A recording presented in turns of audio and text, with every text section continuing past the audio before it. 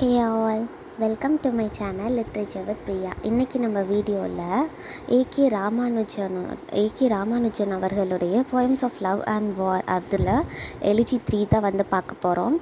இது வந்து ஔவையாரால் புறநானூறில் 235வது பாடலாக வந்து இது வந்து பாடப்பெற்றிருக்கும்.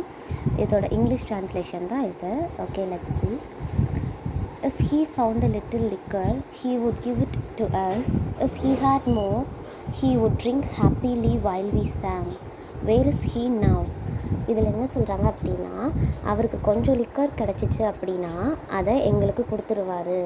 அதே மாதிரி இன்னும் கொஞ்சம் நிறையா கிடச்சிச்சு அப்படின்னா நாங்கள் பாடும்போது அவரும் சந்தோஷமாக ட்ரிங்க் பண்ணிவிட்டு ஹாப்பியாக வந்து இருப்பார். அப்படிப்பட்டவர் இப்போ எங்கே அப்படின்னு சொல்கிறாங்க. Next, if he had even a little rice, he shared it in many plates. Where is he now? If he had more, he shared it in many more plates. Where is he now? இதில் என்ன சொல்கிறாங்கன்னா, கொஞ்சம் rice கிடைச்சாலும் அதை எல்லாருக்கும் நிறைய பேருக்கு கொடுப்பாரு. அண்ட் இன்னும் நிறையா கிடைச்சா அதை இன்னும் நிறையா பேருக்கு கொடுப்பாரு. அப்படிப்பட்டவர் இப்போ எங்கே? Next, he gave us all the flesh on the bones. Where is he now? And meet கிடைச்சாலும் பெஸ்ட் ஃபுட் அது வந்து மீட்டில் அதையும் வந்து எங்களுக்கு கொடுப்பாரு. அப்படிப்பட்டவர் இப்போ எங்கே? ஸோ இந்த 4 ஸ்டான்சாஸில் வந்து என்ன எம்பசைஸ் பண்ணுறாங்க அப்படின்னா, அதியமான் நெடுமான் அஞ்சி அவர் இருக்காருல்ல, அந்த கிங் வந்து அவருக்கு என்ன கிடைச்சாலும் எல்லாத்தையும் ஷேர் பண்ணுவாராம. அவருடைய பீப்புள்ஸ்க்கு எல்லாத்தையும் கொடுத்துட்டு மிச்சம் தான் வந்து அவர் வந்து சாப்பிடவோ குடிக்கவோ செய்வார். பெஸ்ட்டு ஃபுட்ஸை கூட எங்களுக்கு வந்து கொடுத்துருவார். அவருக்குன்னு எதை வச்சுக்காம அவரோட பீப்புள்ஸ்க்காக எல்லாமே கொடுப்பாரு அப்படின்னு சொல்கிறாங்க. Next, wherever spear and arrow flew, he was there. Where is he now? இந்த லைன்ஸில் என்ன சொல்கிறாங்கன்னா, இட் ரெப்ரசன்ட்ஸ் எப்பப்போல்லாம் if there is a battle field, அதாவது வார் நடக்குது அப்படின்னா, போர் நடக்குது அப்படின்னா அங்கெல்லாம் அவரோட ப்ரெசன்ஸ் வந்து கண்டிப்பாக இருக்கும். இது வந்து அவருடைய அந்த வீரத்தை வந்து எடுத்து காட்டுற விதமாக வந்து கொடுத்துருக்காங்க. Next, with his palms scented with lemon grass, he caressed my hair smelling of meat. Where is he now? இந்த லைன்ஸில் என்ன சொல்கிறாங்க அப்படின்னா, லைக் அப்போல்லாம் வந்து ஒரு மீல் முடித்தோடனே kings will wash their hands in a fragmented water. Lemon grass smell வந்து அதில் இருக்கும் போல். ஸோ அந்த நல்ல ஒரு வாசமான ஹேண்டால் என்னுடைய மீட் ஸ்மெல் அடிக்கக்கூடிய ஹேரை வந்து கேரஸ் பண்ணுவார். This shows the bonding between poet and அஞ்சி. ஸோ அப்போ வந்து அந்த கிங் வந்து எந்தளவுக்கு பொயட்ஸையும் அவர் வந்து என்கரேஜ் பண்ணி கேரிங்காக வந்து பார்த்துருக்காரு அப்படிங்கிற மாதிரி அவருடைய அந்த குட் ஃபாதர்லி ஃபிகராக வந்து இங்கே வந்து கொடுக்குறாங்க.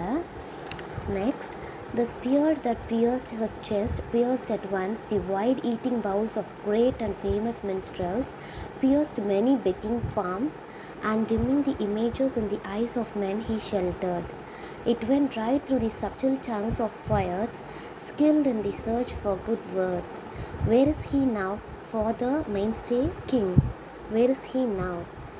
இந்த லைன்ஸில் என்ன சொல்கிறாங்க அப்படின்னா, அவருடைய செஸ்ட்டை வந்து குத்தி கிழித்த அந்த அம்பு இருக்குல்ல, அது வந்து அவரை மட்டும் குத்தி கிழிக்கலை.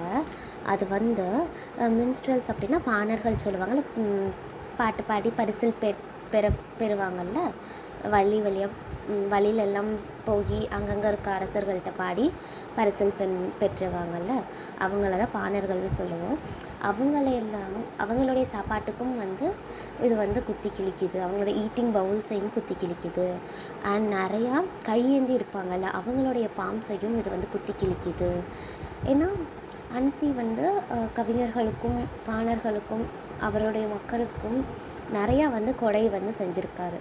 ஸோ அப்படிப்பட்ட அந்த கொடை செஞ்ச வள்ளலை வந்து ஒரு அம்பை வந்து நெஞ்சில் குத்தி கிழிக்குது அப்படின்னா, அப்போ அந்த கொடை பெற்ற அது மூலிமா இன்பம் அடைஞ்சாங்கல்ல, அவங்களுக்கும் அவங்களுடைய நெஞ்சிலையும் அந்த அம்பு பாய்ந்த போல் ஒரு ஃபீல் இருக்குதுன்னு சொல்கிறாங்க.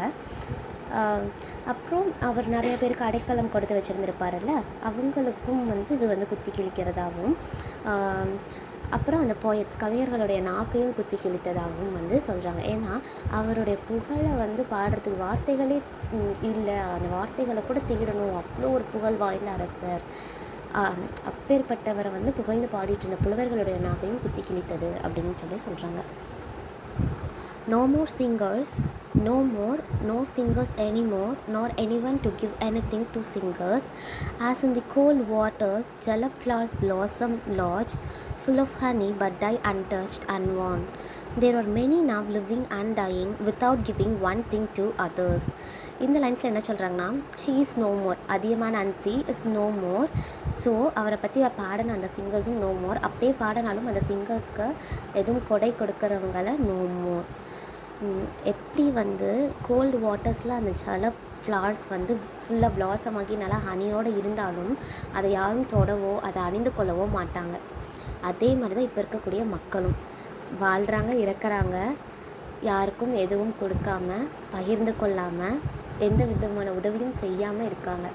ஸோ அந்த மக்களை வந்து அந்த யூஸ்லெஸ்ஸாக அவ்வளோ ஃபுல்லாக ஹனியோடு இருந்தாலும் யாருக்கும் யூஸ்லெஸ்ஸாக அந்த தண்ணியில் இருக்குல்ல ஜலப் ஃப்ளவர்ஸ், அது கூட வந்து கம்பேர் பண்ணி ஔவையார் வந்து இந்த போயமை கம்ப்ளீட் பண்ணியிருக்காங்க. ஸோ இந்த போயம் மூலிமா we could understand that it's a elegy அப்படின்னாலே இட்ஸ் அ லேமெண்டிங் போயம் தானே. So it's the lamentation over the dead king Athiyaman Neduman Anji by Avvaiyar. Avvaiyar is so close to Athiyaman which is well known for all of us. So she has written this poem. So இதோட இதில் main concept என்ன அப்படின்னா, அதியமான் நெடுமான் அஞ்சி எந்த அளவுக்கு எல்லாருக்கும் பகிர்ந்து கொடுத்து உதவிகள் செய்து அவருக்கு இருந்தாலும் இல்லைனாலும் எல்லாருக்கும் கொடுக்கக்கூடிய அந்த ஒரு குணம் இருக்குல்ல, அதை ஹைலைட் பண்ணி காமிச்சிருக்கு. அதுக்கப்புறமேட்டுக்கு அவர் பேட்டில் ஃபீல்ட்ஸ்லாம் எப்படி சிறந்து விளங்கினார் அப்படிங்கிறதையும் சொல்லியிருக்காங்க. அவர் எல்லாருக்கும் சாப்பாடு, தண்ணி, இருக்க இடம், அப்புறம் பாணர்களுக்கு, குடவர்களுக்கெல்லாம் எவ்வளோ கொடை அளித்திருக்காரு, அவங்கள எப்படி நல்லா ட்ரீட் பண்ணார், என்கரேஜ் பண்ணார், இந்த மாதிரி எல்லாத்தையும் ஹைலைட் பண்ணி காமிச்சிருக்காங்க. அப்படிப்பட்டவர் இப்போ இல்லையே. ஸோ அப்படிப்பட்டவர் இல்லைன்னா இனி நாங்கள் பாடுற பாட்டுக்கு என்னதான் அர்த்தம், இல்லை அந்த நாங்கள் பாடினாலும் அதுக்கு யார் கொடை கொடுப்பா, அப்புற அளவுக்கு யாராலையும் எங்களுக்கு கொடை கொடுக்க முடியாது. அந்த மாதிரி வந்து ரொம்ப ஹைலைட்டடாக வந்து அவரோட கொடைத்தன்மையை வந்து சொல்லி லேமன் பண்ணியிருக்காங்க. அதுக்கப்புறம் லாஸ்ட்டாக எண்டிங் வந்து இப்போ யாருமே எல்லோரும் வாழ்கிறாங்க, சாகுறாங்க, பட் ஒருத்தருக்கு ஒருத்தர் உதவி பண்ணாமல், கொடை கொடுக்காமல், just they are gathering wealth only for them, but it is useless. Because ஒருத்தவங்க இறந்துட்டோம் அப்படின்னா அந்த வெல்த் எல்லாம் we are not going to take with அஸ்ல. ஸோ அதை வந்து சொல்லியிருக்காங்க. ஸோ இப்போ இந்த மாதிரி தான் இந்த மாதிரி இருக்க மக்கள் வந்து ஜலப் ஃப்ளவர்ஸ் கூட கம்பேர் பண்ணி வந்து சொல்லியிருக்காங்க. அதுவும் அப்படி தான் வாட்டரில் வந்து யூஸ்லெஸ்ஸாக இருக்குல்ல, ஃபுல் ஆஃப் ஹனியாக இருந்தாலும் இட்ஸ் யூஸ்லெஸ்ஸாக அப்படியே இருக்குது, யாராலையும் அன்டச்ட் அண்ட் அன்வானா.